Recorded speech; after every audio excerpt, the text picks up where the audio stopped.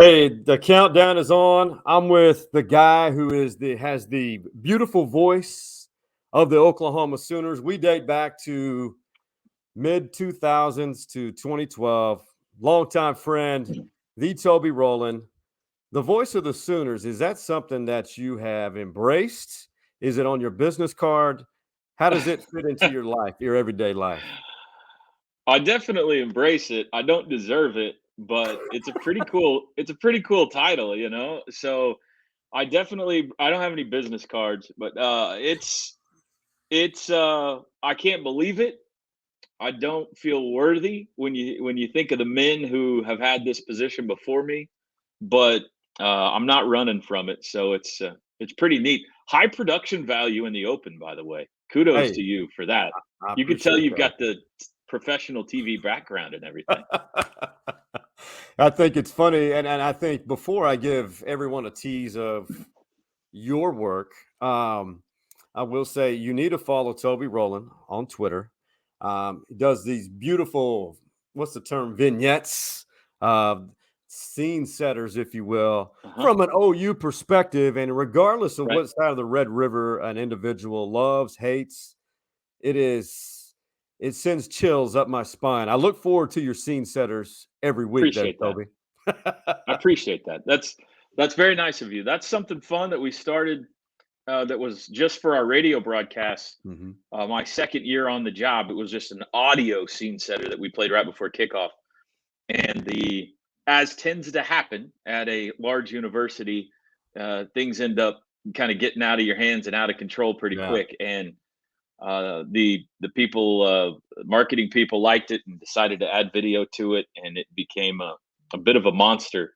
And I very much enjoy doing them, but now I'm trapped. Now I can't not do them because we've got sponsorships attached to them and all kinds of things now. And so what started as just a little passion side project for our radio broadcast has turned into a little bit of a larger than life uh, project. But I thoroughly enjoy them. And I got a teaser for you, a special guest on this year's OU Texas scene setter that I think people are going to really enjoy. We don't often have special guests, but I had somebody help me with the scene setter this week for this game, and that'll Ooh. drop 8 a.m. Saturday morning. You can find it all over social media. Well, I will be in the vehicle about 45 minutes away from Dallas at that time. And I want to make a calendar reminder because Toby, I've reached the age where I have to have everything that's important Yeah, to me or have to be done has to be in my Apple calendar on my cell phone. yeah, I I know. understand that. I'm with you. Yeah, I Yeah. understand that.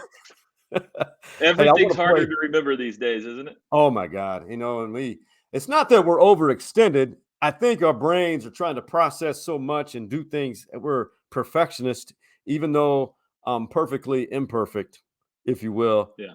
as is everyone else around us. Hey, for those watching across the state of Texas and Austin, across the country, this is the great voice of the Sooners at work.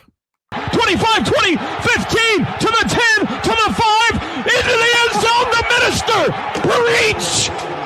Unhitch the wagon and put the ponies in the barn! Unhitch the wagon, the Sooner Schooner, and you're talking about Boomer and Sooner, the live versions. Can you even, where did you come up with Unhitch the Wagon? That is a beautiful addition to, and it's a uniqueness of your play calling. So I am a big Cincinnati Reds fan. I love sports on the radio. I listened to John Brooks growing up calling OU games, Bob Berry, a couple of the Mhm. legendary play-by-play voices at the University of Oklahoma. But I also listened to a ton of Marty Brenneman, who Mhm. is the Cincinnati Reds play-by-play voice for 40 years. He just retired last year, and loved it. I mean, I'm still to this day eating up with the Cincinnati Reds. I watch every game they play, listen to as many as I can. But Marty, whenever Cincinnati got the final out, would say, "And this one belongs to the Reds." It was his patented catchphrase, and I would stick around to the final out just to hear Marty say that, even if it was a blowout, because it meant it's over and the Reds have won tonight. So when I got the job at OU, I thought that'd be cool. I mean, it'd be cool if I could come up with something like that meant this game is over and OU has won. But I didn't. I really have a good idea. So, and you don't force it. One thing that I think any play-by-play guy will tell you, if you try to force something, it just comes out sounding corny. And I do a lot of things that end up sounding corny anyway, but you got to let it happen naturally. Yeah. It's got to be organic. It's got to happen naturally to have any chance. So we're in my first season, 2011, early in the year. OU's got one of those non-conference games that's a blowout. I think it was Ball State, maybe. Yeah. And they're routing them. And it's whatever it is, 63-3 in the third quarter. And every time OU scores a touchdown, they run the ponies at home. The ponies come out, pull the wagon, circle back, and go in. Well, they score again. Now it's 70-3. Here come the ponies out. And I said, we could probably unhitch the wagon and put the ponies in the barn. This game's over. And it got replayed. It got, as the highlights do, it gets sent out on the highlights and all that kind of stuff, and got a decent reaction. And I thought, maybe that's it. Maybe that's the Marty Brenneman thing.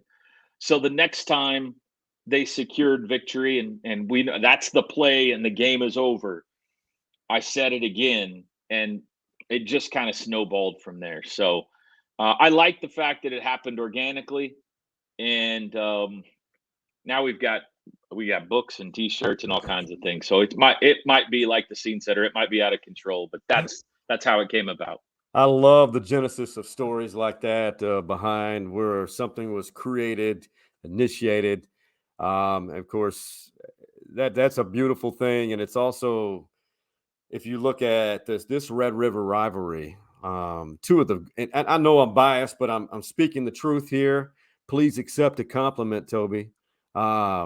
This game has two of the best voices in college football history, in my opinion. The great Craig Way and the pride of Southern Nazarene University, Toby Rowland.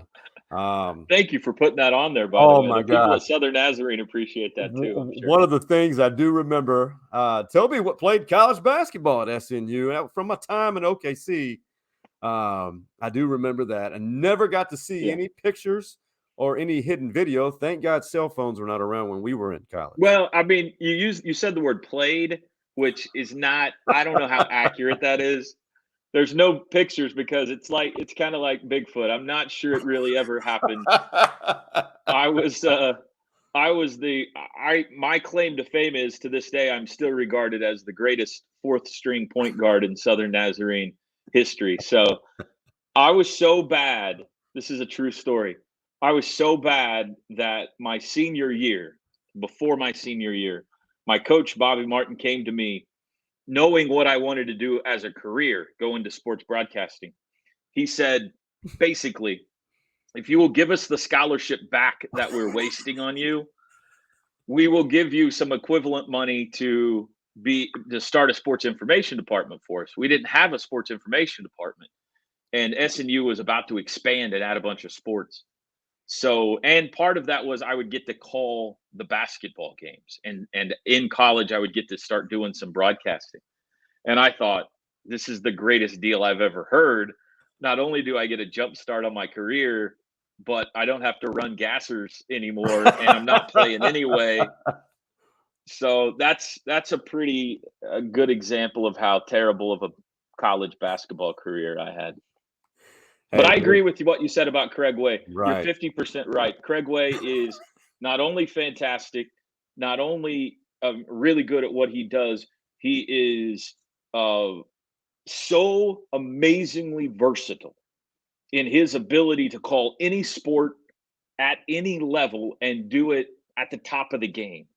And nobody works harder. We give him a hard time about he could be in Charlotte one night and Seattle the next. And maybe in the middle, he stopped in Chicago to call a game. I mean, he's the hardest working man in the business. He's fantastic, and he is a great guy, too. So, 100%. Texas, you got a good one.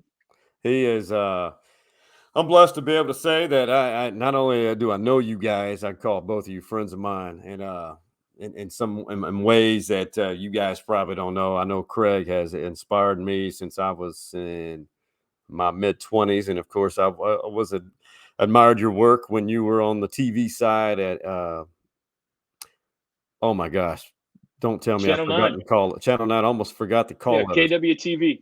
I almost said KWTX. That's in Waco. Yeah, and it's carried over to now the play-by-play. Now, Toby, as we hit the downstretch, the final stretch of this special episode dedicated to the Red River Rivalry, these games are special on so many levels. For you as an announcer, what is different for you? Do you put more pressure on yourself, and do you realize when you're calling these games how many new eyes or ears are listening to you, because this is one of the most historically rich games in the history of this great game? Well, I came to this game as a kid. I watched this game as a kid growing up. I grew up a giant Oklahoma Sooners fan, so I'm well aware of the history of it. As I mentioned, I listened to Bob and John Brooks, and Yeah. so the Mike Treps, the broadcast side of it, I was firmly entrenched in my soul hearing those guys' voices. And I remember when I first got the job, my first OU Texas game, we played some highlights before in the pregame show of some old John Brooks clips calling Billy Sims or Marcus Dupree touchdowns, or Bob Berry calling the Superman play, or Mike Treps with the Joe Washington halfback pass to Tinker Owens, the plays of the greatest rivalry in college football. And I remember thinking, I mean, whatever happens today, that's going to be my voice on it. Don't screw it up. I mean, that you can go into a Western Carolina game and you need to be on top of your game and do a good job, but those highlights might not live forever. What happens in OU Texas lives forever. So I don't think it's so much pressure as excitement. When you sit in that booth and you overlook that amazing scene down below, crimson right, burnt orange to the left, and the importance of the game, the importance of the history, the rivalry. You look out over the state fair because you're at a vantage point where you can see everything on the horizon. And something is going to happen today. Whichever way it goes, something is going to happen today that we will always remember. Because every year it does. Every year something happens that is iconic. It's the beauty of OU Texas. That's exciting. That's exciting. So my little secret before every game, especially OU Texas, is after the coin flip, we have final thoughts. And I'll toss it around to my crew. Teddy Lehman will talk. He's my color analyst, Butkus Award winner. We got Chris Plank and Gabe Eichert down on the sidelines. They'll share their final thoughts. It'll take a minute and a half, 2 minutes for everybody to share their final thoughts before kickoff. And that's my time. That's my time to take a deep breath, to look over the crowd, to look over the setting, to look inward a little bit, and just be so thankful that I get to do what I get to do. Lucky, so lucky. There are thousands of men and women who are as good or better than me who could be sitting in this chair. And the fact that it gets to be me and our crew on that day is just the best. And I think if you start the game with a feeling of gratitude and excitement, not pressure, you're not scared. I hope I don't botch the call. You're excited to put your stamp on whatever happens today, then at least you give yourself a fighting chance to come out successful. Poetic, humble, and quite honestly, the words you use there, I'm a very visual person. That view you said, you need to look across the top of that press box. I encourage anyone to take in this view that Toby's talking about, the Ferris wheel, the skyline, the interstates. I know interstates are not attractive, but it's everything. The smells from the tunnel all the way up to where Toby's perch is and Craig Way's. It's all part of this experience. And Toby, I'm not exaggerating when I'm saying this. I wish it was 5:30 in the morning right now, and I'm on my way to Dallas to see you guys in another edition of the Red River Rivalry. 117 of them will be in the books by this time Saturday afternoon. It's hard to believe. Really is. It is. It's the best. Yeah, I call it the greatest game in American sports. I don't think, there may be better rivalries. I haven't experienced Yankees Red Sox. I haven't experienced Auburn Alabama or Army Navy. So I can't compare rivalries. But for a single game on a single day in a single setting, there's nothing like it that we've ever done in American sports. I think it's the greatest game that we've ever had. I'm speechless. I can't add any more to that because you nailed it down with that statement. It is. I know it's Texas OU here. It's OU Texas there, including Norman South, which is Dallas, Texas. It is beautiful, man, and I can't wait to be there. Can't wait to see you for a reunion. And whether you're Hook 'em Horns, Boomer Sooner, it's a great day to be alive. That's all I got to say. You, I love you, brother. I hope I get to see you down there. I do too, man. And for the Man Cave Boys, Hardball Harge, Big Mike, and Coach Mo, and the great Toby Rowland, we out.